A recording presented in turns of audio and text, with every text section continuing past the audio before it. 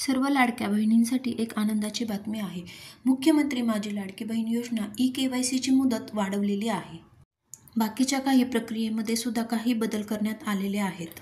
ही सर्व माहिती आदिती तटकरे यांनी दिलेली आहे. मुदतवाढीचा निर्णय घेण्याचे कारण महिलांनी सांगितले की अनेक भागात आपत्तींमुळे त्यांच्या कुटुंबाला मोठे नुकसान झालेले आहे.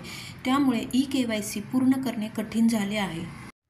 आणि बऱ्याच ठिकाणी नेटवर्क नसल्यामुळे ऑनलाईन प्रक्रिया करणे कठीण झाले होते. महिला व बालविकास मंत्री आदितीताई तटकरे यांनी सांगितलेले आहे.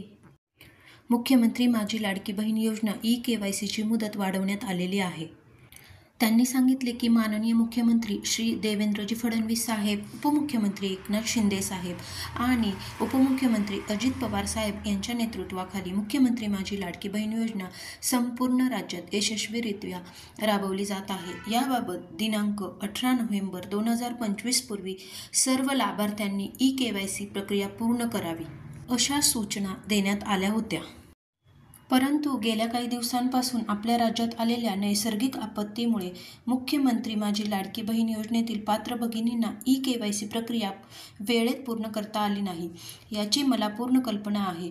या अडचणींची गांभीर्याने नोंद करत राज्य सरकारने एक महत्त्वपूर्ण निर्णय घेतलेला आहे. लाडकी बहीण योजनेच्या ई-केवायसी करण्याची अंतिम मुदत सुरुवातीला 18 डिसेंबर 2025 पर्यंत होती, पण ती आता 31 डिसेंबर 2025 पर्यंत वाढवण्यात आली आहे. तसेच ज्या पात्र लाभार्थी महिलांचे वडील किंवा पती हयात नाहीत किंवा घटस्फोट झालेला आहे, त्या लाभार्थी महिलांनी स्वतःचे ई-केवायसी करावे व त्यांचे पती अथवा वडील यांचे अधिकतम मृत्यू प्रमाणपत्र व घटस्फोट प्रमाणपत्र किंवा न्यायालयाचे आदेश यांची संबंधित माहिती जिल्ह्यातील महिला व बाल विकास अधिकारी यांच्याकडे जमा करावी. या निर्णयामुळे योजनेच्या लाभाची सातत्यता आणि अखंडितता कायम राहणार आहे. ज्या भगिनींनी ई-केवायसी पूर्ण केलेली नाही, त्यांना विनंती आहे की त्यांनी या विस्तारित मुदतीचा लाभ घेत ही प्रक्रिया लवकरात लवकर पूर्ण करावी. म्हणजेच ई-केवायसी करण्याची नवीन अंतिम मुदत वाढवल्याचे आपल्याला दिसत आहे.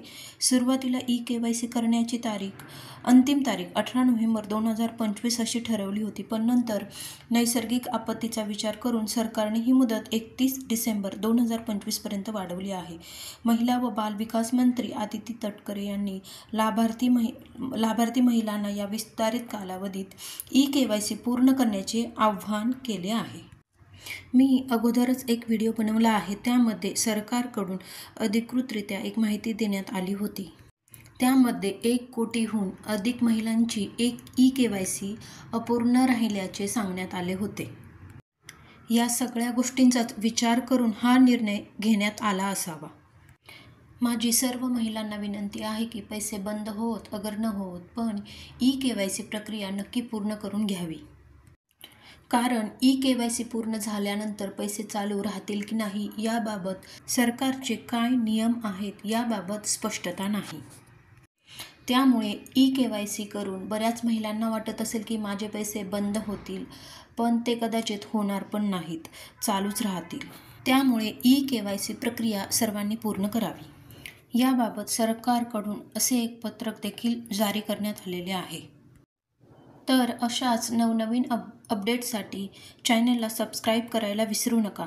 व्हिडिओ बघितल्याबद्दल खूप खूप धन्यवाद.